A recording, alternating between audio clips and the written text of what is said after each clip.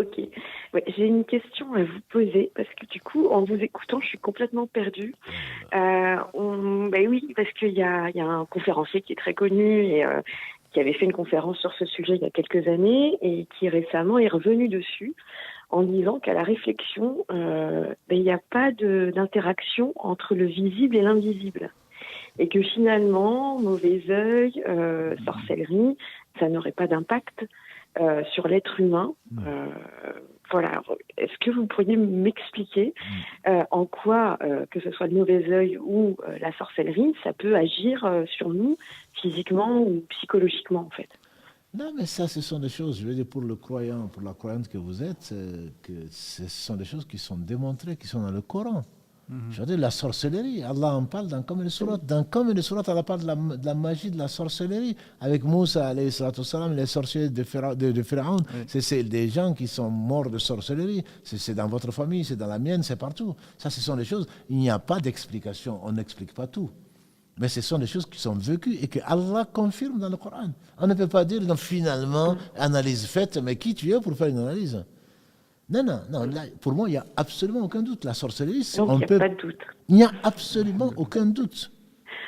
Voilà, c'est comme D'autant celui qui quand on dit a non, grandi mais avec ça, avec les mamans qui nous donnent les non, mais précautions. j'espère, je ne veux pas savoir qui est ce conférencier et qu'Allah le guide, mais j'espère simplement qu'il ne va pas être éprouvé par ça. Là, il va y croire. Il va vraiment y croire. Parce que quand il ne veut pas seulement qu'il va voir quelqu'un de possédé, quand il va voir quelqu'un d'ensorcelé, mais si lui-même il le vit, il va y croire forcément. Non, il n'y a aucun doute pour le musulman, pour le croyant, il n'y a aucun doute. La sorcellerie, non seulement elle existe, mais il y a un lien direct. Je vous dis que le prophète sallam a été ensorcelé. Je veux dire, ça, ce sont des choses qui ont été prouvées. Tout à fait.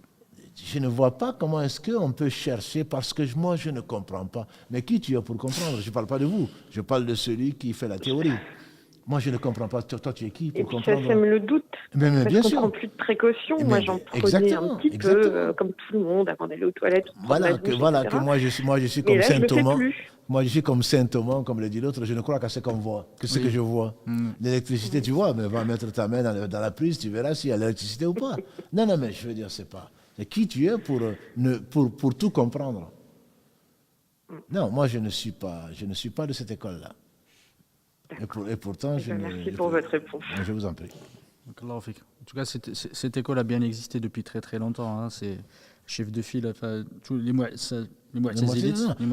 Là, elle dit que Oui. finalement, il a réfléchi. Oui. Et donc, il a découvert ça. Exactement, Mais mais ça existait, c'était effectivement les Mu'tazilites qui sont les premiers rationalistes, je ne sais plus qu'on peut appeler ça, De l'islam, ouais. et de l'islam, et qui avaient introduit ce sujet-là en disant que la sorcellerie n'existait pas et qu'effectivement qu'il n'y avait pas d'effet qu'Allah subhanahu wa ta'ala nous préserve. Kabarakallahu fik pour ce rappel-là. Salam alaikum.